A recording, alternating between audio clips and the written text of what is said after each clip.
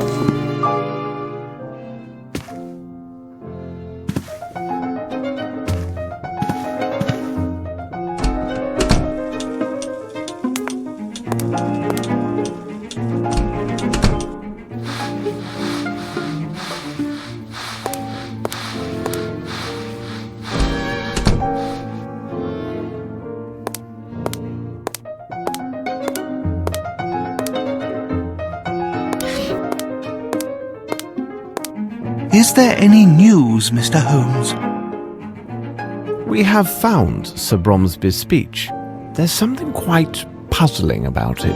Ah, you talk about the notes that I left for him. Sir Bromsby always improvised his speeches in public as well as in business. Nevertheless, it was still necessary to remind him about particular points. So I sometimes made notes for him on a sheet of paper. Hold on, he must have made that odd notation himself. It says something about a peasant and a snake. What could it mean?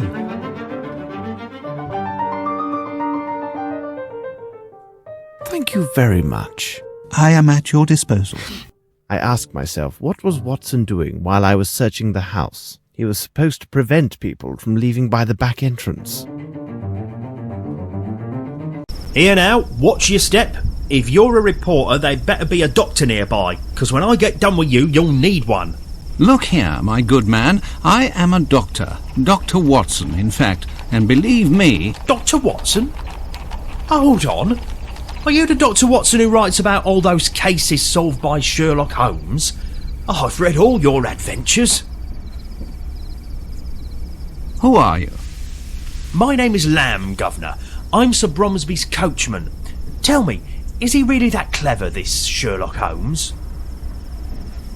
Look sharp, Lamb. Sherlock Holmes and I require your able assistance. No doubt. Stand firm at the private entrance and make sure no one enters or leaves until Holmes or myself returns. My pleasure, Dr. Watson. You tell Mr. Holmes that if anybody even steps on the lawn, they'll have to deal with Lamb. And I can tell you, there are few bold enough to dare my fists. This door is blocked. That gate is the only way in or out of here, Dr. Watson. I've already secured the other door on orders of Miss Lambert to avoid them nosy reporters. If anyone tries to make a break through the garden, they won't get past me. I leave you, Lamb. Right, I'll stand guard.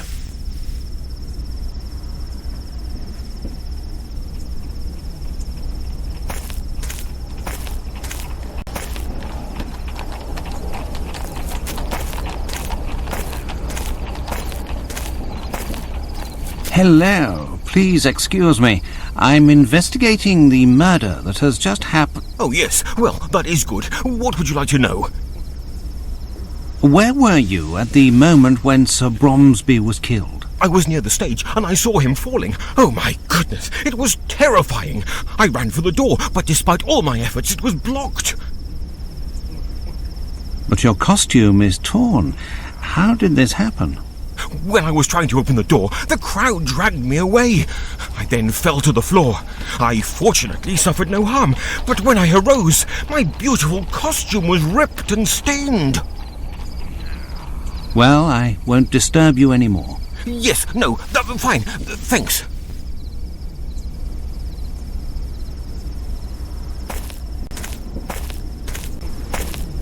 Excuse me, may I speak with you? Yeah, your servant, sir. Are you one of the domestics employed by the hall? No, I am the personal servant to old Satterthwaite. He is there, sitting on that bench. He seems right enough, but he refused a small drink for his health. Surely he cannot be well. Tell me, what have you seen? I heard the shot, then such a strange noise, and the next thing I know, all those money bags are running in a mad rush with their wives or whatever. Thank you for your help. My pleasure. And you, what are you doing here? I'm waiting for Miss Roundtree, the niece of that banker chap. She is inconsolable, all because her admirer of a mere 3 days' acquaintance had already abandoned her. Nothing unusual about that. There is no worse-tempered female than this girl. Well, maybe other than my wife.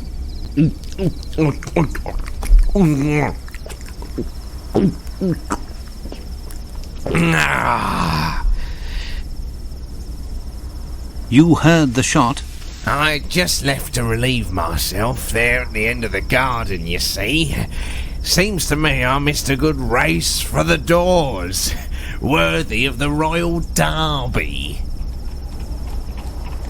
Well, good. Cheers. Well, my good man, why are you here? I am the manservant of Lieutenant Harrington. I accompanied him with the old general of the infantry or whatever. I seem to have drunk too much. Did you hear the shot? What shot? Oh, the shot. Great reception, isn't it? I have to go. Are you all right? Very good. Bye, madam.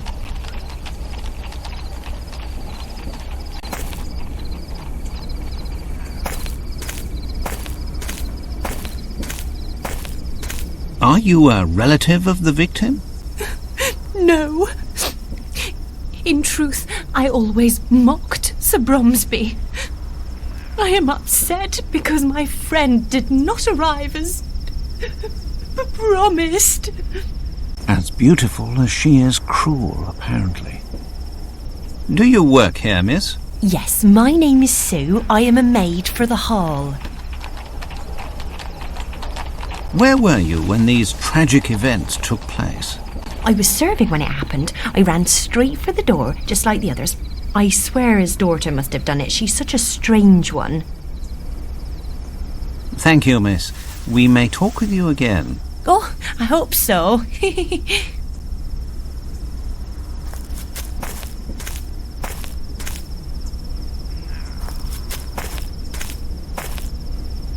Miss Lambert, I have been looking for you. What a tragedy. Simply dreadful. Can't believe what they're saying about Miss Lavinia. Why did you open the gates so hastily? I was so upset. I know now it was imprudent. I should have waited until the authorities arrived, but some of those gentlemen were so loudly insistent that I yielded. Have you informed the police? The village constable attended the reception. He left on his bicycle, I assume to inform the proper authorities. He told me that an inspector from Scotland Yard was already in the area on official business. I know nothing about the nature of his business, but I was told he should arrive soon. What sort of man was your employer? Oh, he was a great man. The people of the hall considered him to be very strict, but I think it was just his way of showing a fatherly attitude. And he dreamed of this day when Miss Lavinia would return. You have a list of guests. Oh, of course. I have a complete guest list for the reception. It's inside the dining room. I believe the police will have need of it. Well, nevertheless, I must first caution them to pay little heed to the notations I made regarding certain names. Why were these notations made? Their purpose was to note particular seating arrangements for the meal and the recital, according to specific concerns. Those individuals whom I considered to be very important were marked with a circle. What about the other odd marks? Louis-Philippe, Monsieur de la Mazardière, suggested this method of arranging the seating. He also advised me that those guests with poor eyesight and hearing should be seated so that the acoustics and lighting in their room would favour their enjoyment of the recital. So the first category was marked with a point, the second with a cross. What do you know about this Frenchman? He is from a noble family, but found himself forced to seek a vocation as a head waiter. He is so inspired and keenly sensitive to the details. At first, I was afraid that Sir Bromsby would take offence with his suggestions, but he had moderated his opinions regarding French culture due to the influence of his friend Horace Fowlett. What did he do that was so extraordinary? His assistance was invaluable. He took such concerns with every little detail. The dishes, the tablecloths, everything. He not only declined an offer of lodging here at the hall, he also deferred his wages until the end of the reception. Oh, I would be so glad if he were here now. And where has he gone? He had pressing business in London. In fact, he found it necessary to visit his Harley Street physician.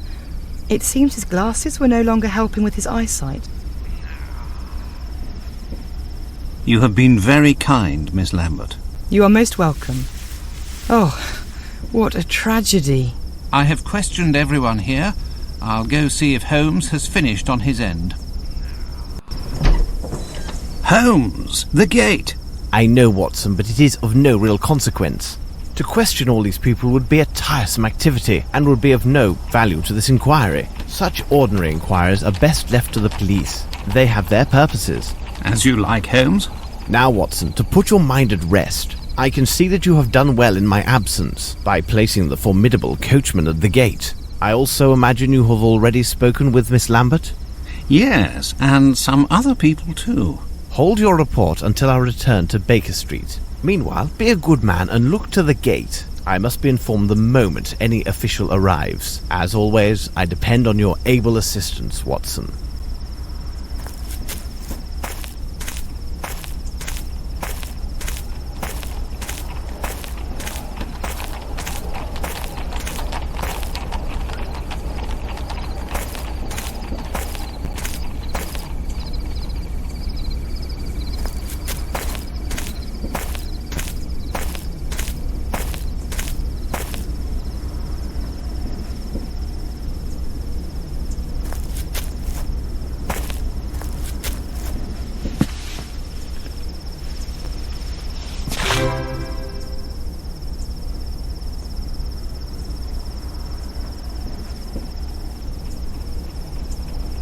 It is a size 7.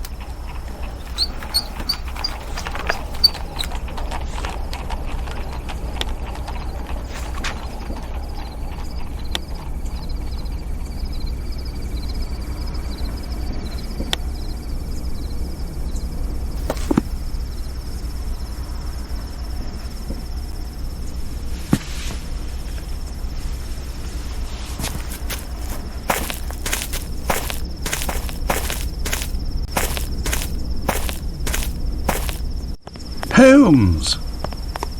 Good day, Lestrade. Your haste deserves comment.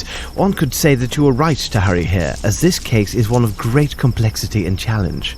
Do not worry. I think that you will manage to get back to your mother before the dinner hour. In the name of devil, Holmes, you go too far. Do you spy on me now? How do you know I've been to my mother's? Dear Lestrade, it is really quite simple. I must admit my mind has been stimulated by the main course, which would be this unique case. However, I sometimes enjoy a light snack of the details which surround it. Observe, we are in the middle of the countryside, and you have some fresh yellow pollen, but only on your right sleeve. This implies a recent gift of flowers. It is a gallant gesture, but surely a meeting with the fairer of our species would take place in London. Considering the promptness of your arrival, it must have been a bouquet of flowers you took to someone who lives in this area. I presume that you have family living nearby, and I would think only your mother would warrant such an attentive gesture. There is a fresh dab of fat at the corner of your mouth, as well as on the bit of handkerchief visible from your pocket. This is consistent with a recent meal of a big piece of steak. Who would make a policeman swallow such a substantial meal at this hour, and when a crime has been just committed? It could only be a mother thinking about the hard task awaiting her child. Well, Holmes, when you explain it like that, it really seems quite simple. Good show. What about this Bromsby murder? A unique case, as I've already noted, but any supposition would be premature until we consider Dr. Watson's report, as well as your own findings. Miss Lavinia has asked that the esteemed Dr. Watson and I give this case our full attention, though I doubt she is aware of all the implications of this case. Lestrade, you can find the victim inside, and I recommend calling upon his solicitor, Mr. Horace Fowlett. Mrs. Hudson is cooking a roast tomorrow at noon. Why don't you be our guest, and we can share our discoveries? What do you think? Watson and I must take our leave, as there's much to be done at Baker Street. Are you coming, Watson? Let us return to Baker Street.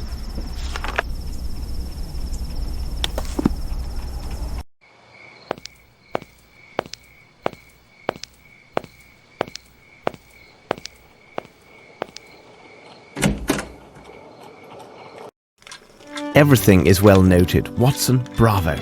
All of these elements will be a great help to us. As for myself, I have already told you everything that I know, and I can tell you nothing more until I receive answers to the messages I've sent with Wiggins. Now I must return to my experiments to test my theory regarding the substance I found at the scene of the murder. Meanwhile, I suggest you look through the books in the bookcase. Information that you find there might prove very useful in resolving this case. I have to check 3 books on the shelves. Let's see.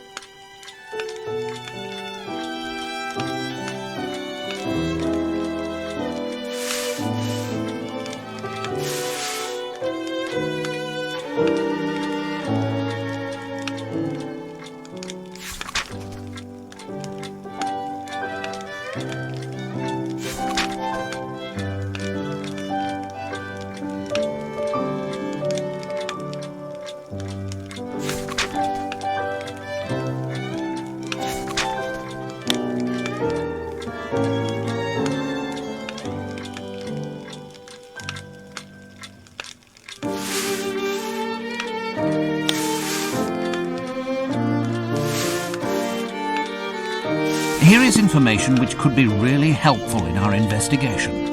These Chirapaki cigarettes come from Brazil, and they seem to contain narcotic substances. What might they be? I need to analyze the evidence found at Sherringford Hall. A piece of white cloth, a small box, various powders, and finally the hair. Let's get to work.